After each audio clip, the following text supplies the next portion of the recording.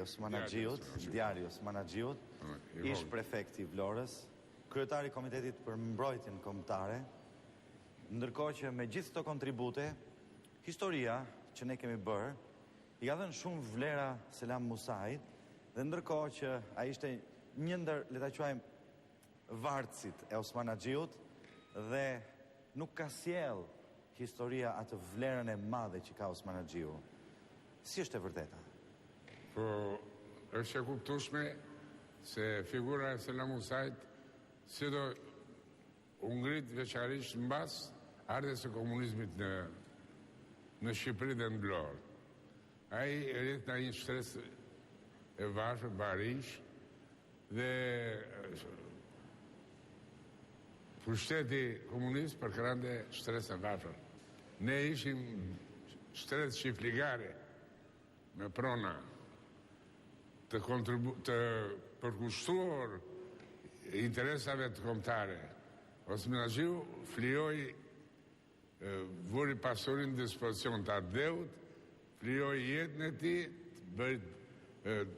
të gjitha përpjekjet që Shqipëria të shlirohesh nga vargojnët e pushtruesve italian, fashist italian. Cilët janë kontributet e Osmanaxhiut? Osmanaxhiu njerë ka qenë për kraj Ismail Gjemalit plaku të bardhë të Vlorës dhe ka qenë antar i kabinetit ti me detyrë zënës ministrë zëvënsi Pandeliçales. Pastaj, mbas kësaj, masi iku Ismail Gjemali, i dorëzoi Vlorën, ka qenë prefekt i pari Vlorës. Ka dhënë kontribut për zënjen e rebelve të Haxhi Qamilit, me shumë diplomaci, duke dhënë ca ushqime, ca para, edhe që erdhën deri në Panajan, në fshata Vlorës, dhe i përzuri ikën në Vlora. Pasaj në 18 filloi, ka dhe një problem tjetër, Osmanaxhiu, grisi italianëve, ka pjallë që komisari lartë italian për Vlorën,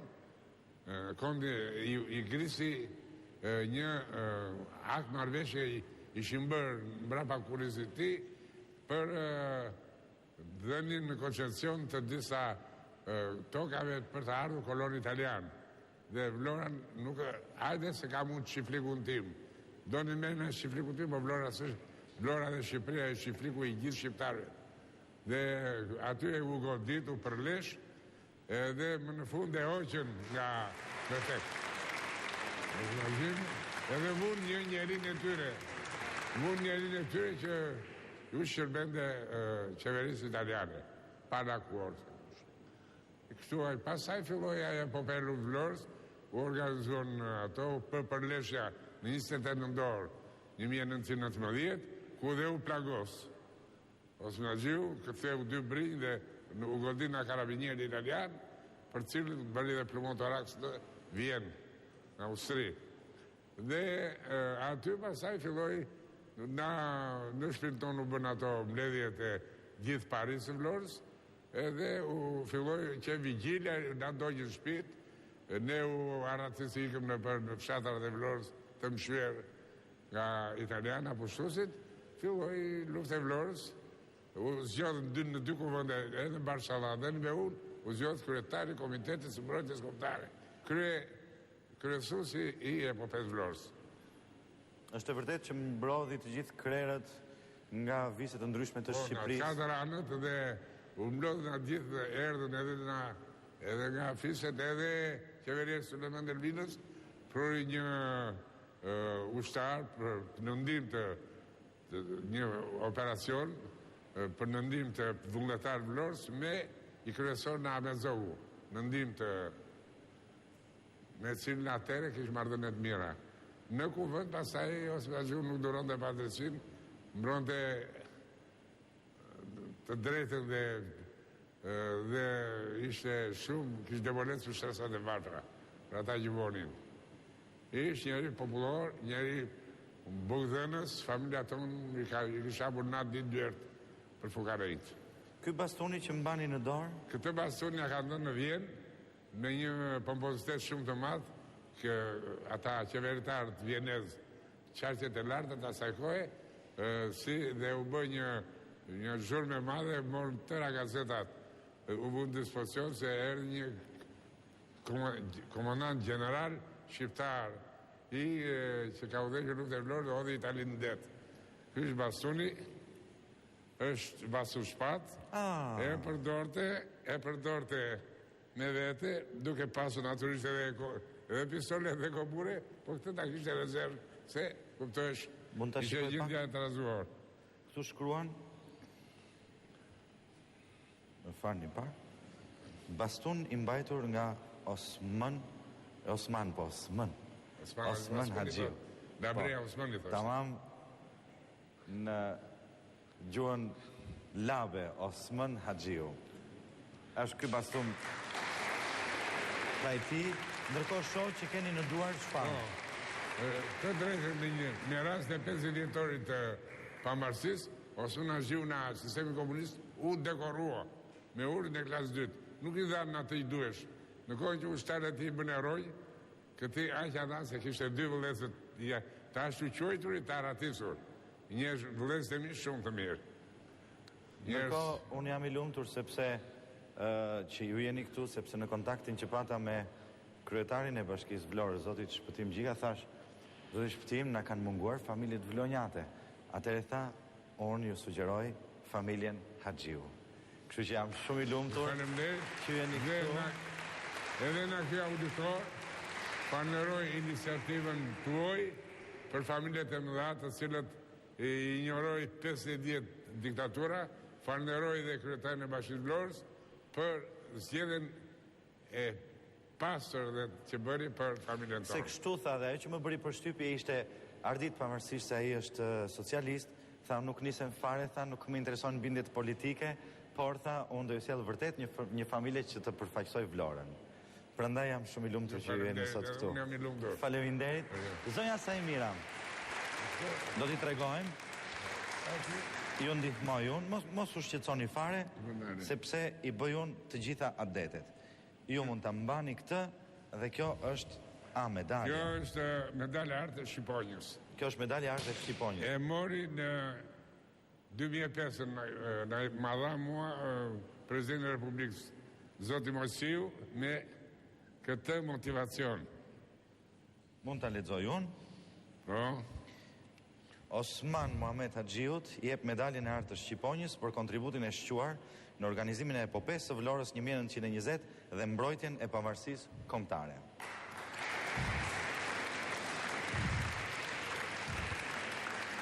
Mund ta mbani? Që jepet titulli qytetar nderi i Vlorës Osman Haxhiu.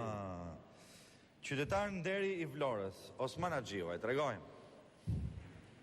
Ja ku është Osman Haxhiu, qytetar nderi i Vlorës. Dhe mirënjohja e Labërisë, sigurisht. Dhe i jepet zotit Osman Haxhiu. Ja ku është. Faleminderit. Ju lutem, Zonja Sajmira, ka një shprehje në Vlorë që thuhet që ende sot në dhëmballët tona është buka e Osman Haxhiut. Pse? Tradita e bamirësisë në familjen Haxhiu daton që në vitet 20.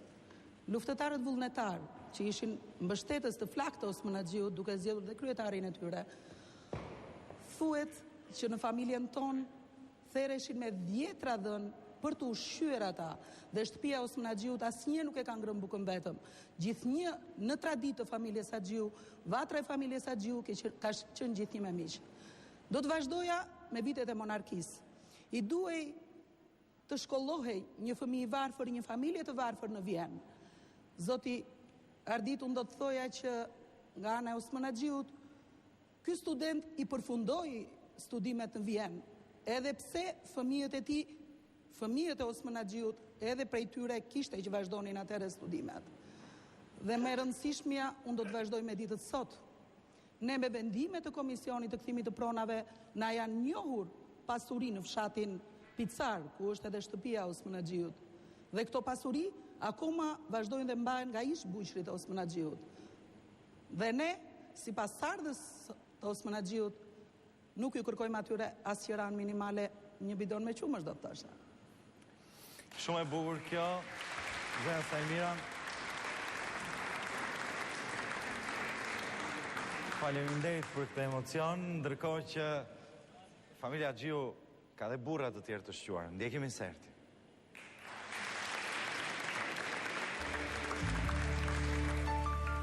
Origjina e familjes Haxhiu është nga krasit e Pelenës.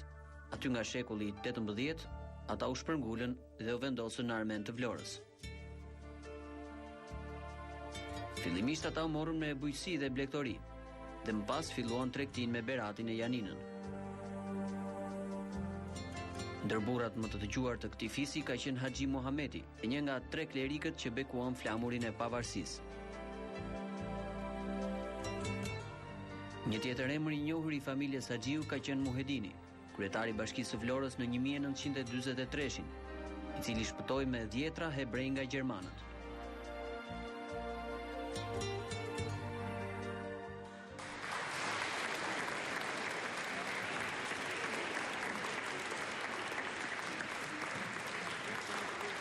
Zoti Mexhit, doja t'ju bëja një pyetje duke u nisur nga ky moment i fundit.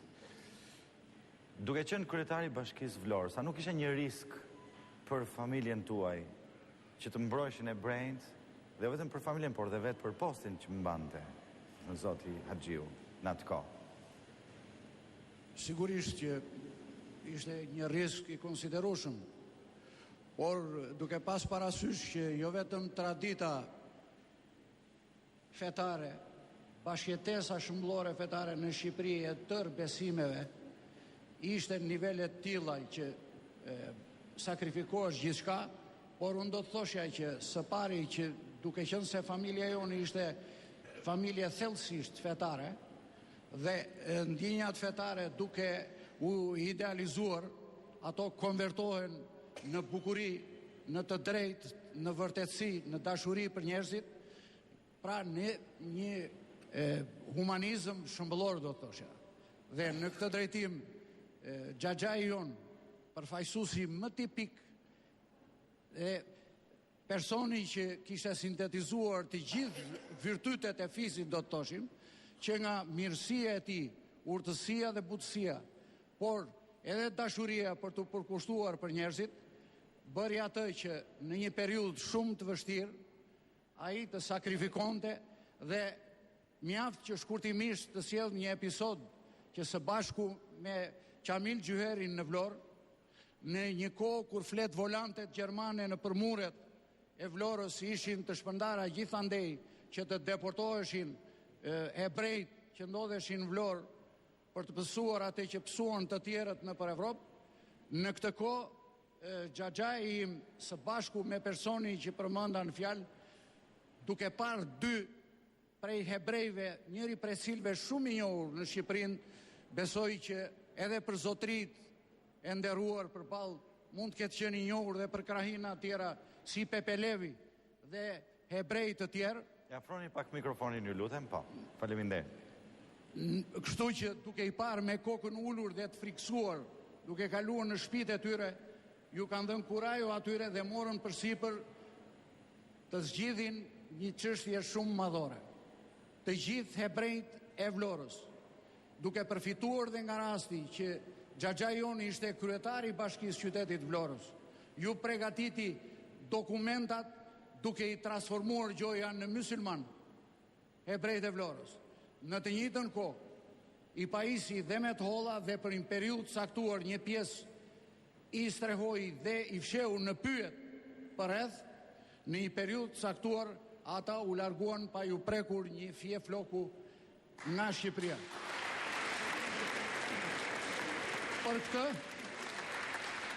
në vitin 1990, nga autoriteti i përkujtimit të martirëve hebrej dhe të herojve të cilët pësuan holokaustin e tmerrshëm, ata i kanë dërguar një letër familjes tonë, sigurisht të adresuar në emrin e xhaxhait tonë, për cilin ne sot ndjehemi shumë krenar për një akt të tillë. Shoh që keni letrën në dorë. Kjo letër ka ardhur nga? Letra ka ardhur nga... Me mikrofon, ju lutem. Nga... Washem, është institucioni që ka përcjell, Po. Ndërkohë, duke shprehur falënderimet për këtë hark tepër human, prap 3 gazetar amerikan në vitet 93, së bashku me një fotoreporter izraelit, Norman Geshman, kanë ardhur në shtëpinë e xhaxhait ton tek shtëpia e përbashkët në lagjen Topanor në Vlorë, ku banojnë edhe sot djali i tij Abduli dhe xhaxhai Ibrahimi, dhe kanë marrë kontakt dhe kanë regjistruar materiale të tilla për të krijuar një dokumentar i cili pritet së shpejti. Prej tyre i parashikuar që në vitin 2009 ky dokumentar të shfaqet dhe titullohet kështu: Mysylmanët shqiptar që shpëtuan hebrejt në Shqipëri në kohën e luftës së dytë botërore. Faleminderit zoti Mexhit. Unë do të kaloja tek zoti Abdyl. Zoti Abdyl, stërgjyshi juaj, Haxhi Muhameti, thuhet se ka sjell nga Meka qimen e pejgamberit. Si është kjo histori? Haxhi Muhameti, stërgjyshi ton, ishte miftiu Vlorës, kleriku. Po. Mbas këthimit në Haxhillëku në Meka, mori qimen e pejgamberit, një relik të vyer, dhe qëndresën e pati në Stamboll.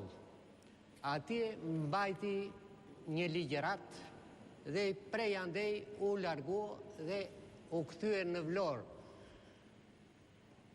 Qimin e pejgamberit ja u solli besimtarëve vlonjat këtë relik të vyer, të ata e pritën me një gëzim të madh, e mori para duarve patrioti i vjetër Ibrahim Abdullahu me gjithë besimtarët e Vlorës dhe ja quan te xhamia e Tabakos, që të ishte brez pas brezi për gjithë besimtarët vlonjat. Mbas kësaja, në vitin 1912, Haxhi Muhameti së bashku me Haxhi Vebi Dibrën dhe priftin katolik dhe ortodoks bekuon flamurin shqiptar që ngriti Ismail Bey Qemali në 28 nëntor 1912. Pra me qimin e pejgamberit Haxhi Muhametit u bekua flamuri që u ngrit nga Ismail Qemali. Dhe kjo vinte nga një pjesëtar i familjes tuaj, përfaqësues i familjes tuaj. Kjo është një gjë. Dhe unë pjesëtar i kësaj familje e vazhdoj traditën, jam Haxhi, jam antar i Këshillit të Miftinisë së Vlorës. Po. Basi kam qenë në Arabi. Zoti Sajmir, mund të më tregoni diçka për pronat e familjes tuaj? Po, është e vërtet që ne jemi pronarë të mëdhenj dhe siç më kanë treguar dhe prindit e mi që pronat e Osman Haxhiut janë të shpërndara në fshatën e qytet. Në fshat përfaqësoheshin nga një çiftlik i madh prej një sipërfaqe prej 2000 hektarësh, mbi të cilat shtrihesin 5 fshatra: Armeni, Picari, Treblova, Lubonja dhe Mesaraku. Me një shtëpi 2 kaçe me 14 dhoma në Picar, që ajo është tashmë zhdjegur 2 herë. Në kurrorat e qytetit të Vlorës me afro 1500 rënjullinj dhe sipërfaqe të tëra me vreshta, dhe ndërsa në qytetin e Vlorës me magazina dhe dyqane, ku spikat në mënyrë të veçantë një shtëpi 3 kaçe me bodrum dhe 40 dhoma me sipërfaqe prej 500 metra katrorësh, e cila në vitin 1920 në luftën e Vlorës u doq nga pushtuesit italian. Me ardhin e qeverisë Suleman Delvinës, kjo qeveri kërkonte të shpërblente të gjithë udhëheqësit e luftës Vlorës me pasuri të patundshme. E njëjta gjë ofrua dhe Osman Haxhiut, i cili e tregoi edhe një herë dashurinë, virtytet e tija të bujarisë dhe të zemërgjerësisë, të cilat e karakterizuan atë deri në momentin e fundit të jetës së tij në vitin 1937.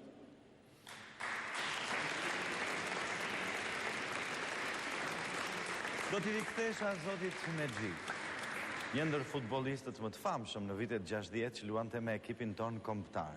Ndjekim insertin dhe pastaj do të bisedojmë së bashku. Fisi Haxhiu nuk mbeti në hije edhe gjatë periudhës së regjimit komunist. Një tjetër pasardhës i kësaj dinastie bëri emër të madh si futbollist. Në stadiumin kombëtar Qemal Stafa të kryeqytetit u zhvillua ndeshja miqësore ndërkombëtare e futbollit midis ekipeve përfaqësuese të Shqipërisë dhe Algjerisë. Ndeshjen e ndoqën mijëra spektatorë, të cilët prisnin nga përfaqësuesja jon një lojë të shkaftë dhe të bukur, mbas përvojës së fituar në shumë takime ndërkombëtare.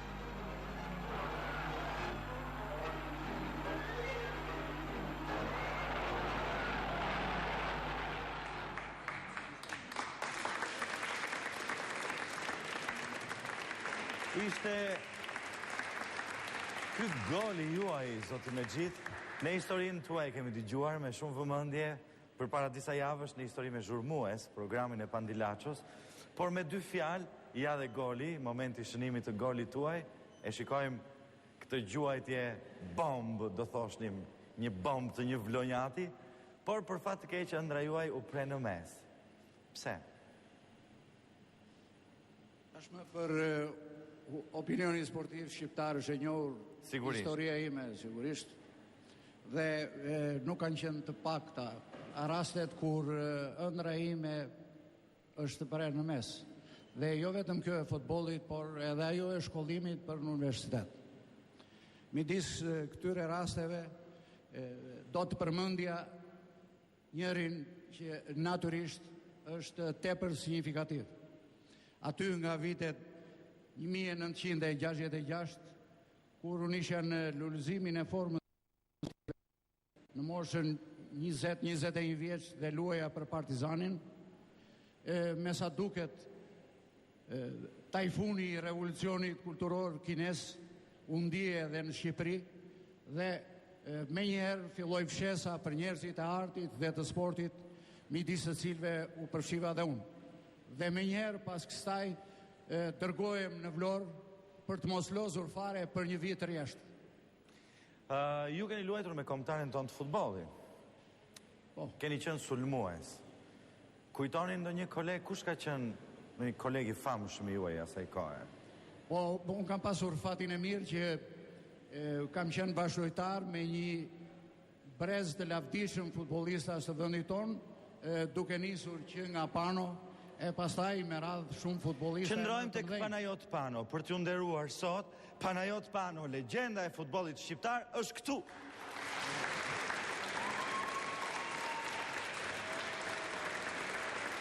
Mirë se vjen. Mirë se vjen mjeshtri i madh. Nderi këtij vendi. Ja dhe zoti Mexhit. Një takim kolegësh. Ja, dy futbollistë të famshëm.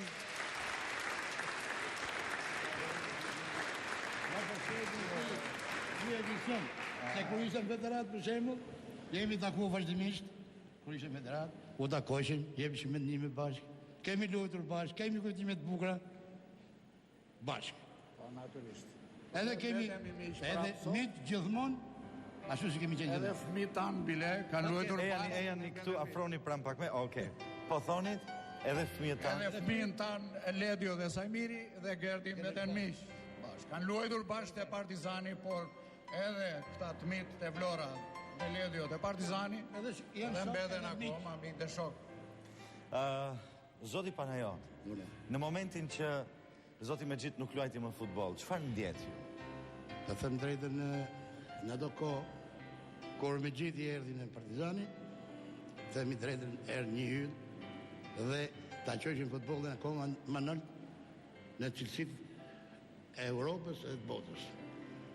Por fatkeqësia me gjithë ishte kjo që ishin ato gjërat që ishe monizmin atë kohë, boshin çdo gjë, pavarësisht se ky ka qenë një nga djemt më të mirë sa e njohur domethënë sot e 45 vjet, më të mirët e gjithë futbollistët.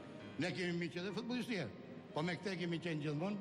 Kur ka qenë në Partizani 3 vjet dhe ka qenë një nga njerëzit që na hipte edhe ne dhe tyre për me dalë në gjimnastik mjesit, që unë që i për ta se nuk disha mjes, kurse ky me pasionin, me dëshiren që kishte ky në atë kohë, në ato vite, do bote akoma më tepër sa çosh sot. Shumë faleminderit zoti Panajot, jam shumë mirënjohës që erdhët këtu për të përshëndetur zotin Mexhit. Unë jam vetë i lumtur që ju jeni këtu për gjitha ato kujtime, kur kemi qenë fëmijë dhe ju shikonim tek luanin të futboll, ishit një ëndër për të gjithë ne që ju shikonim dhe sigurisht është një kënaqësi tepër e veçantë që ne jemi takuar shumë herë bashkë, por është kënaqësi që për herë të parë jemi në skenë bashkë, kështu që edhe për mua personalisht do të mbetet një kujtim i çmuar në jetën time që të jemi në skenë të dy së bashku. Ju faleminderit juve që na kënaqët me këtë emision dhe ju uroj gjithmonë emisionin dhe me këtë autodor të bukur. Unë kënaqem edhe të jeni akoma më tepër më të lëvizshëm të mëdhun me gjithë të tjerat sportive, sidomos. Zonja dhe zotrin, sapo keni prekur legjendën e futbollit shqiptar, zotin Panajot Pano. Unë do të shtoja njëkohësisht dhe një përshëndetje që zotnia që kemi përballë është nderi i kombit. Nderi i kombit shqiptar, mjeshtri Panajot Pano. Faleminderit, shumë faleminderit. Faleminderit, kënaqësi. Patjetër.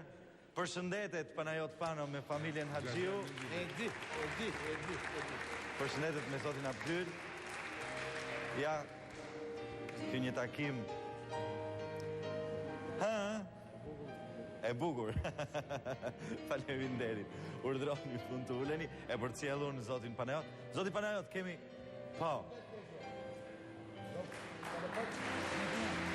Kemi dhe familjen Merlika nga Kruja. Përshëndeten me zotin Panajot Pano.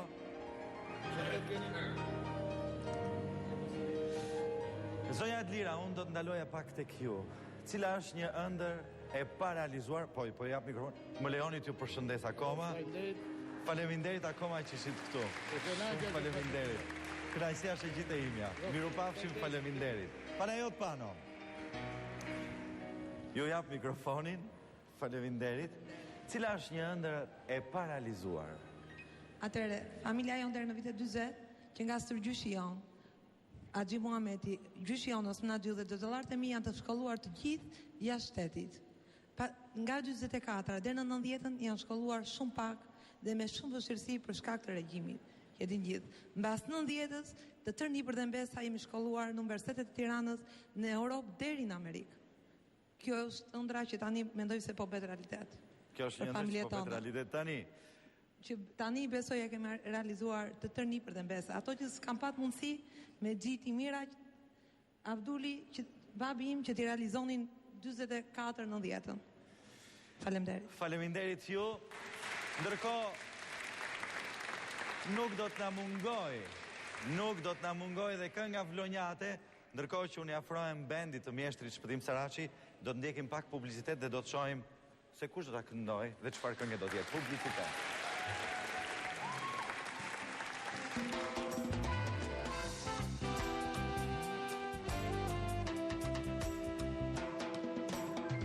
E diela shqiptare mundësohet nga Djari Osman Axhiut, ish prefekti i Vlorës, kryetari i Komitetit për Mbrojtjen Kombëtare, ndërkohë që me gjithë këto kontribute, historia që ne kemi bërë, i ka dhënë shumë vlera Selam Musait, dhe ndërkohë që ai ishte një ndër, le ta quajmë, vartësit e Osman Axhiut dhe nuk ka sjell historia atë vlerën e madhe që ka Osman Axhiu. Si është e vërteta? Po, është e kuptueshme se figura e Selam Musait si do u ngrit veçanërisht mbas ardhes së komunizmit në Shqipëri dhe në Vlorë. Ai rrit në një shtresë e vashur, barish, dhe pushteti komunist përkrante shtresë e vashur. Ne ishim shtresë shqipligare me prona të përkushtuar interesave të kombëtare.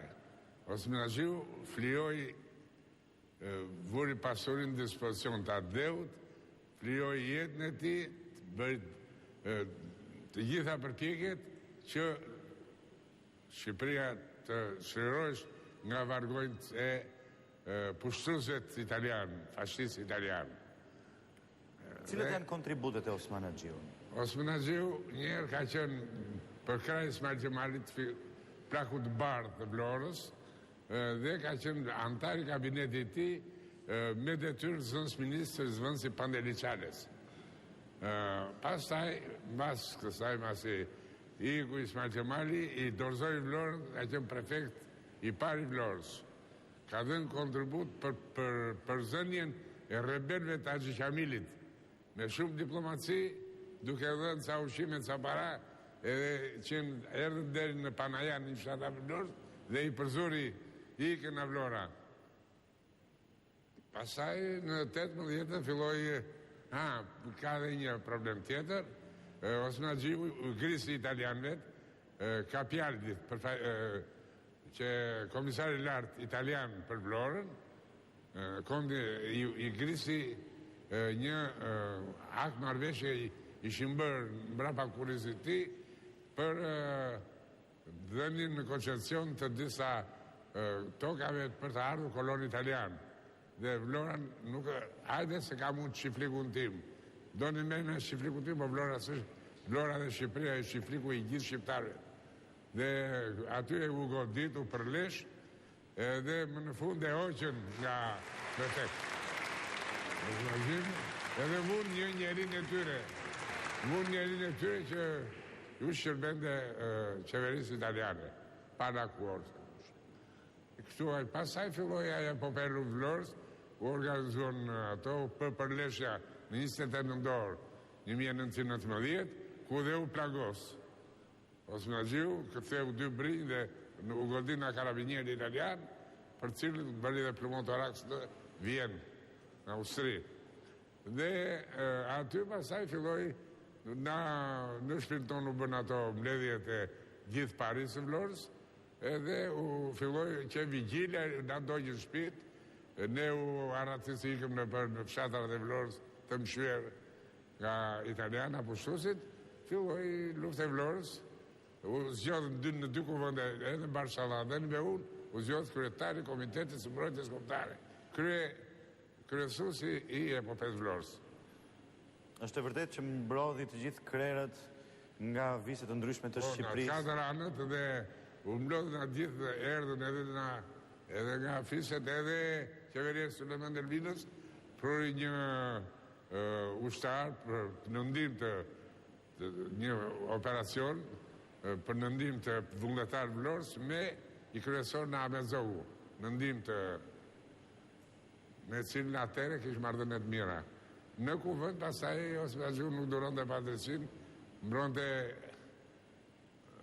të drejtën dhe ishte shumë, kishë devolet së shtresat e vartra, për ata gjivonin. Ishtë njeri popullor, njeri bugdhenës, familja tonë i kisha burnat ditë dyert për fukarejt. Ky bastoni që mbani në dorë? Këtë bastoni ja ka ndënë në Vjenë, me një pompozitet shumë të madhë, që ata qeveritarët vjenez qarqet e lartë të asaj kohe, si dhe u bëj një zhurmë e madhe, morën tëra gazetat, u vënë dispozicion se erë një komandant general shqiptar që ka udhëhequr luftë e Vlorës dhe odhi Italinë në det. Ky është bastoni, është basur shpat, e përdorte me vete, duke pasur naturisht edhe pistole dhe kopure, po këtë ta kishte rezervë, se kuptohesh, ishe gjendja e trazuar. Këtu shkruan, më falni pak, baston i mbajtur nga Osman Haxhiu. Labreja Osmani thashtë. Tamam në gjuhën labe Osman Haxhiu. Është ky baston ka i ti, ndërkohë shoh që keni në duar çfarë? Të drejtën në rast në 50 vjetorit të pamarësisë, Osman Haxhiu në sistemi komunist u dekorua me urin e klasë 2. Nuk i dhanë atë i duhesh. Në kohë që ushtarët e tij bën eroj, këti aq dhanë se kishte 2 vëllezër të ashtu quajturit të aratisur. Një vëllezër të mi shumë të mirë.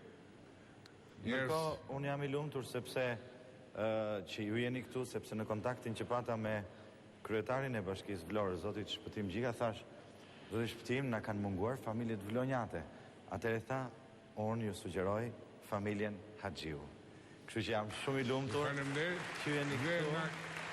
Edhe në kjo auditor, falenderoj iniciativën tuaj për familjet e mëdha të cilët i injoroi 50 vjet diktatura, falenderoj dhe kryetarin e Bashkisë Vlorës për zgjedhjen e pastër dhe që bëri për familjen tonë. Se kështu tha dhe ajo që më bëri përshtypje ishte Ardit, pavarësisht se ai është socialist, tha nuk nisem fare, tha nuk më intereson bindjet politike, por tha unë do ju sjell vërtet një familje që të përfaqësoj Vlorën. Prandaj jam shumë i lumtur që ju jeni sot këtu. Unë jam i lumtur. Faleminderit. Zonja Saimira, do t'i tregojmë, ju ndihmoj unë, mos u shqetësoni fare, sepse i bëj unë të gjitha adetet.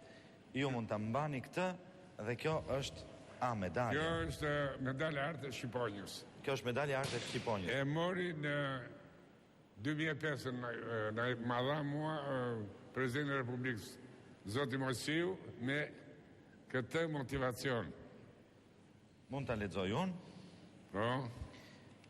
Osman Muhamet Haxhiut i jep medaljen e artë të Shqiponjës për kontributin e shquar në organizimin e epopesë së Vlorës 1920 dhe mbrojtjen e pavarësisë kombëtare.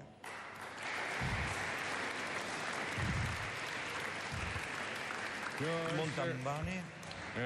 Që jepet titulli qytetar nderi i Vlorës Osman Haxhiu. Qytetar nderi i Vlorës Osman Haxhiu, e tregojmë.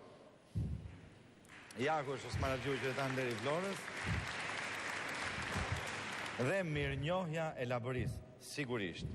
Dhe i jepet zotit Osman Haxhiu. Ja ku është. Faleminderit. Zonja Saimira, ka një shprehje në Vlorë që thuhet që ende sot në dhëmballët tona është buka e Osman Haxhiut. Pse? Tradita e bamirësisë në familjen Haxhiu daton që në vitet 20. Luftëtarët vullnetar që ishin mbështetës të flaktë të Osman Haxhiut duke zgjedhur dhe kryetarin e tyre, thuhet që në familjen tonë thereshin me 10 dhënë për të ushqyer ata, dhe shtëpia e Osman Haxhiut asnjë nuk e ka ngrënë bukën vetëm. Gjithnjë në traditë të familjes Haxhiu, vatra e familjes Haxhiu ka qenë gjithnjë me miq. Do të vazhdoja me vitet e monarkisë. I duhej të shkollohej një fëmijë i varfër, një familje të varfër në Vjenë. Zoti Ardit, unë do të thoja që nga ana e Osman Haxhiut, ky student i përfundoi studimet në Vjenë, edhe pse fëmijët e tij, fëmijët e Osman Haxhiut, edhe prej tyre kishte që vazhdonin atëherë studimet. Dhe më e rëndësishmja, unë do të vazhdoj me ditët sot. Ne me vendimet të Komisionit të Kthimit të Pronave na janë njohur pasuri në fshatin Picar, ku është edhe shtëpia e Osman Haxhiut. Dhe këto pasuri akoma vazhdojnë dhe mbahen nga ish bujqërit e Osman Haxhiut. Dhe ne, sipas ardhës të Osman Haxhiut, nuk ju kërkojmë atyre as qiran minimale, një bidon me qumësh do të thosha. Shumë e bukur kjo, Zonja Saimira.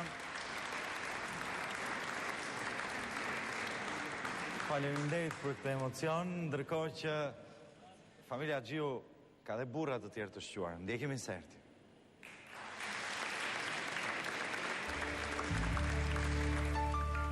Origjina e familjes Haxhiu është nga krasit e Pelenës. Aty nga shekulli 18, ata u shpërngulën dhe u vendosën në armen të Vlorës. Fillimisht ata u morën me bujqësi dhe blegtori, dhe më pas filluan tregtin me Beratin e Janinën. Ndër burrat më të dëgjuar të këtij fisi ka qenë Haxhi Muhameti, një nga 3 klerikët që bekuan flamurin e pavarësisë. Një tjetër emër i njohur i familjes Haxhiu ka qenë Muhedini, kryetari i Bashkisë së Vlorës në 1943, i cili shpëtoi me 10 hebrej nga gjermanët.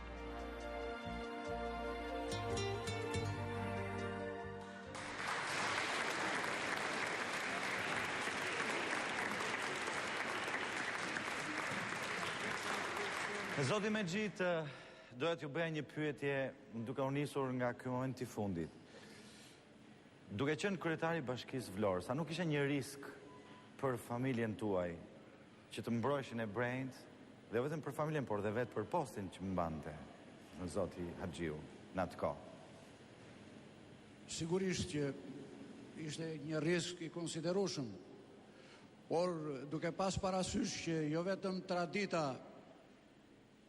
fetare, bashkëjetesa shëmbëllore fetare në Shqipëri e tërë besimeve ishte në nivelet tilla që sakrifikohesh gjithçka, por unë do të thoshja që së pari që duke qenë se familja jonë ishte familje thellësisht fetare dhe ndjenjat fetare duke u idealizuar, ato konvertohen në bukuri, në të drejtë, në vërtetësi, në dashuri për njerëzit, pra në një humanizëm shëmbëllor, do të thoshja.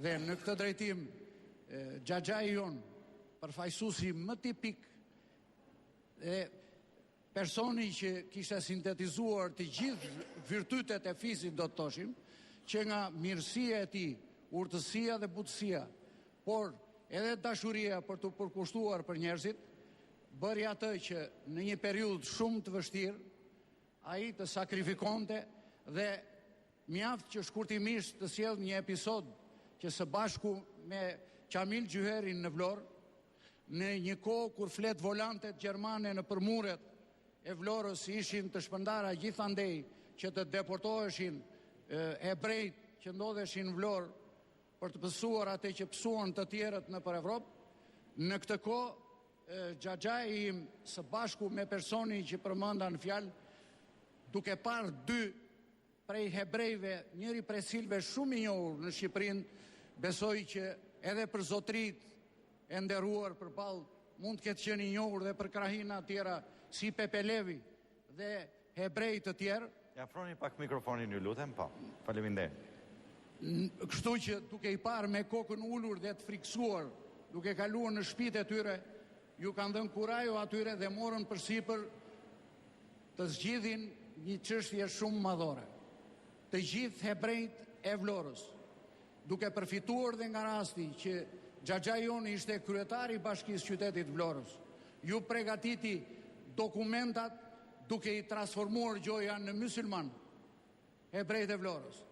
Në të njëjtën kohë, i pajisi dhe me të holla dhe për një periudhë caktuar një pjesë i strehoi dhe i fsheu në pyet për rreth, në një periudhë caktuar ata u larguan pa ju prekur një fije floku nga Shqipëria. Për këtë, në vitin 1990, nga autoriteti i përkujtimit të martirëve hebrej dhe të herojve të cilët pësuan holokaustin e tmerrshëm, ata i kanë dërguar një letër familjes tonë, sigurisht të adresuar në emrin e xhaxhait tonë, për cilin ne sot ndjehemi shumë krenar. E keni letrën? Shoh që keni letrën në dorë. Kjo letër ka ardhur nga? Letra ka ardhur nga... Me mikrofon, ju lutem. Nga... Washem, është institucioni që e ka përcjell. Po. Ndërkohë, duke shprehur falënderimet për këtë ark tepër human, prap 3 gazetar amerikan në vitet 93, së bashku me një fotoreporter izraelit, Norman Geshman, kanë ardhur në shtëpinë e xhaxhait ton tek shtëpia e përbashkët në lagjen Topanar në Vlorë, ku banojnë edhe sot djali i tij Abduli dhe xhaxhai Ibrahimi, dhe kanë marrë kontakt dhe kanë regjistruar materiale të tilla për të krijuar një dokumentar i cili pritet së shpejti, prej tyre i parashikuar që në vitin 2009 ky dokumentar të shfaqet dhe titullohet kështu: Mysylmanët shqiptar që shpëtuan hebrejt në Shqipëri në kohën e luftës së dytë botërore. Faleminderit zoti Mexhit. Unë do të kaloja tek zoti Abdyl. Zoti Abdyl, stërgjyshi juaj, Haxhi Muhameti, thuhet se ka sjell nga Meka qimin e pejgamberit. Si është kjo histori? Haxhi Muhameti, stërgjyshi ton, ishte miftiu Vlorës, kleriku. Po.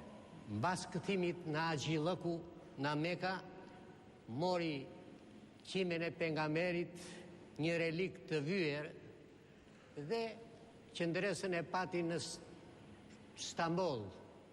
Atje mbajti një ligjërat dhe prej andej u largua dhe u kthye në Vlorë. Qimin e pejgamberit ja u solli besimtarëve vlonjat këtë relikt të vyer, të ata e pritën me një gëzim të madh, e mori para durve patrioti i vjetër Ibrahim Abdullahu me gjithë besimtarët e Vlorës dhe ja quan te xhamia e Tabakos, që të ishte brez pas brezi për gjithë besimtarët vlonjat. Mbas kësaja, në vitin 1912, Haxhi Muhameti së bashku me Haxhi Vebi Dibrën dhe priftin katolik dhe ortodoks bekuon flamurin shqiptar që ngriti Ismail Bey Qemali në 28 nëntor 1912.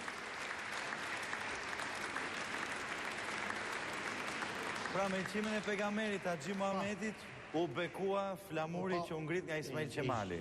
Dhe kjo vinte nga një pjesëtar i familjes tuaj, përfaqësues i familjes tuaj. Kjo është një gjë. Dhe unë pjesëtar i kësaj familje e vazhdoj traditën, jam Haxhi, jam antar i Këshillit të Miftinisë së Vlorës. Po. Basi kam qenë në Arabi. Zoti Sajmir, mund të më tregoni diçka për pronat e familjes tuaj? Po, është e vërtet që ne jemi pronar të mëdhenj dhe siç më kanë treguar dhe prindit e mi, që pronat e Osman Haxhiut janë të shpërndara në fshatin e qytet. Në fshat përfaqësoheshin nga një çiftlik i madh prej një sipërfaqe prej 2000 hektarësh, mbi të cilat shtrihesin 5 fshatra: Armeni, Picari, Treblova, Lubonja dhe Mesaraku. Me një shtëpi 2 kaçe me 14 dhoma në Picar, që ajo është tashmë zgjegur 2 herë. Në kurrorat e qytetit të Vlorës me afro 1500 rënjullinj dhe sipërfaqe të tëra me vreshta, dhe ndërsa në qytetin e Vlorës me magazina dhe dyqane, puspikat, në mënyrë të veçantë një shtëpi 3 kaçe me bodrum dhe 40 dhoma me sipërfaqe prej 500 metra katrorësh, e cila në vitin 1920 në luftën e Vlorës u doq nga pushtuesit italian. Me ardhin e qeverisë Suleman Delvinës, kjo qeveri kërkonte të shpërblente të gjithë udhëheqësit e luftës Vlorës me pasuri të patundshme. E njëjta gjë u ofrua dhe Osman Haxhiut, i cili e tregoi edhe një herë dashurinë, virtytet e tija të bujarisë dhe të zemërgjerësisë, të cilat e karakterizuan atë deri në momentin e fundit të jetës së tij në vitin 1937.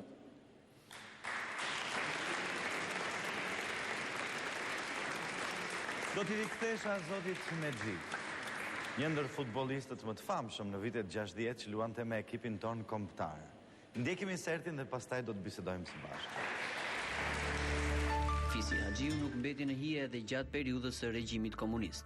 Një tjetër pasardhës i kësaj dinastie bëri emër të madh si futbollist. Në stadiumin kombëtar Qemal Stafa të kryeqytetit u zhvillua ndeshja miqësore ndërkombëtare e futbollit midis ekipeve përfaqësuese të Shqipërisë dhe Algjerisë. Ndeshjen e ndoqën mijëra spektatorë, të cilët prisnin nga përfaqësuesja jon një lojë të shkaftë dhe të bukur, mbas përvojës së fituar në shumë takime ndërkombëtare.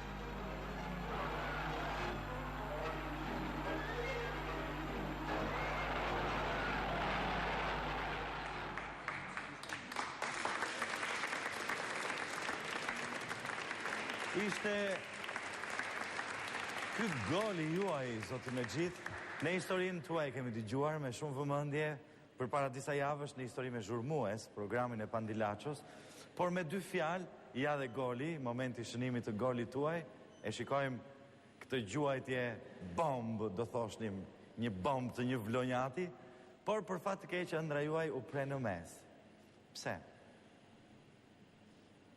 Tashmë për opinioni sportiv shqiptar është e njohur, historia ime sigurisht, dhe nuk kanë qenë të pakta rastet kur ëndra ime është prerë në mes.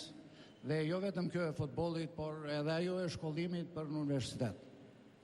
Midis këtyre rasteve do të përmendja njërin që natyrisht është tepër signifikativ. Aty nga vitet 1966, kur unë isha në lullëzimin e formës në moshën 20-21 vjeç dhe luaja për Partizanin, me sa duket tajfuni i revolucionit kulturor kines u ndije edhe në Shqipëri dhe me njerë filloj fshesa për njerëzit e artit dhe të sportit midis të cilve u përfshiva dhe unë. Dhe me njerë pas kësaj dërgojem në Vlorë për të mos lozur fare për një vit rjeshtë. Ju keni luajtur me kombëtarin tonë të futbollit. Keni qenë sulmues. Kujtoni ndonjë koleg, kush ka qenë një kolegi famshëm juaj asaj kohe? Po, unë kam pasur fatin e mirë që kam qenë bashkëlojtar me një brez të lavdishëm futbollistas të vendit tonë, duke nisur që nga Pano, e pastaj me radhë shumë futbollista. Qëndrojmë tek Panajot Pano, për t'ju nderuar sot. Panajot Pano, legjenda e futbollit shqiptar, është këtu.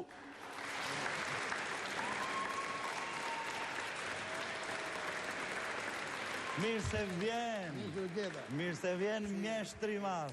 Nderi këtij vendi. Ja dhe zoti me gjithë. Një takim kolegësh. Ja, dy futbollistë të famshëm.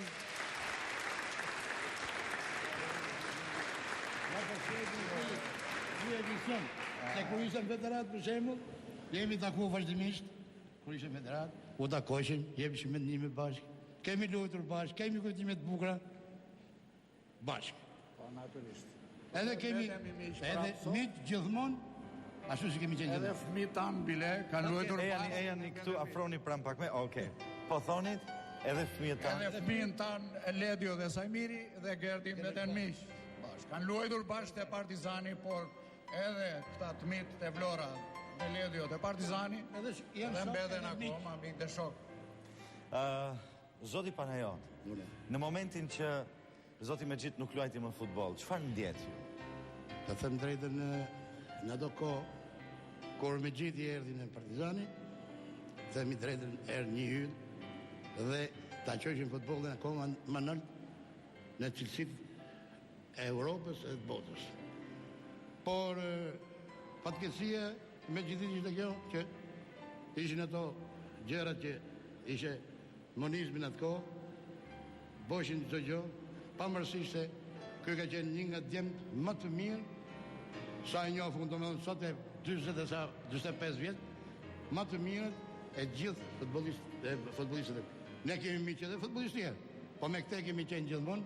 Ko ka qenë në Partizani 3 vjetë dhe ka qenë një nga njerëzit që na ite edhe ne dhe tyre për medalën e gjimnastik mjesit, që unë që i qikë për ta se nuk disha mjes, kurse ky me pasionin, me dëshiren që kishte ky në atë kohë, në ato vite, do bote akoma më tepër sa qosh sot.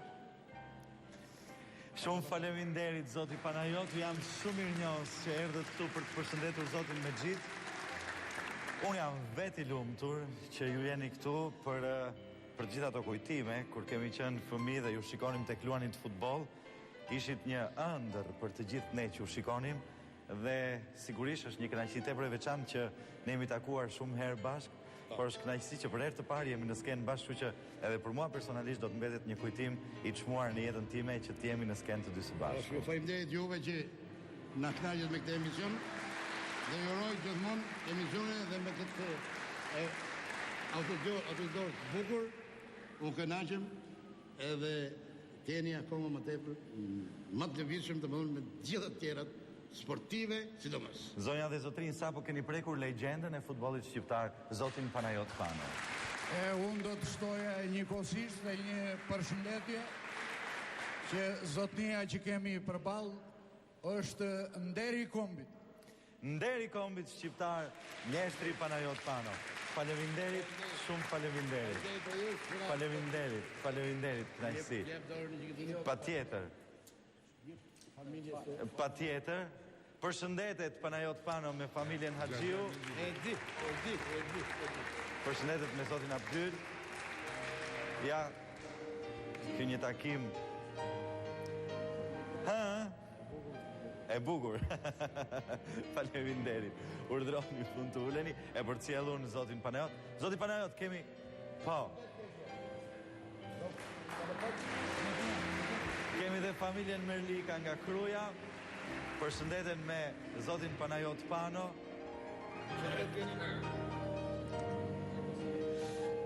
Zonja Adlira, unë do të ndaloja pak tek ju. Cila është një ëndër e parealizuar, po jap mikrofon, më lejoni t'ju përshëndes akoma. Faleminderit akoma që ishit këtu. Faleminderit. Kënaqësia është e gjithë e imja. Mirupafshim, faleminderit. Panajot Pano. Ju jap mikrofonin. Faleminderit. Cila është një ëndër e parealizuar? Atëre, familja jonë deri në vitet 40, që nga stërgjyshi jonë, Axhi Muhameti, gjyshi jonë Osman Haxhiu dhe dëdollarët e mi janë të shkolluar të gjithë jashtë shtetit. Nga 44 deri në 90-ën janë shkolluar shumë pak dhe me shumë vështirësi për shkak të regjimit. Jedin gjithë. Mbas 90-ës, të tërë nipër dhe mbesa jemi shkolluar në Universitetet e Tiranës, në Europë deri në Amerikë. Kjo është ëndra që tani mendoj se po bëhet realitet. Kjo është një ëndër që po bëhet realitet tani. Që tani besoj e kemi realizuar të tërë nipër dhe mbesa. Ato që s'kam pat mundësi me gjitë i mira, Abduli, babi im që t'i realizonin 24-90-ën. Faleminderit. Faleminderit ju. Ndërkohë, nuk do të na mungoj dhe kënga vlonjate, ndërkohë që unë afrohem bendit të mjeshtrit Shpëtim Saraçi, do të ndjekim pak publicitet dhe do të shohim se kush do ta këndoj dhe çfarë këngë do të jetë. Publicitet.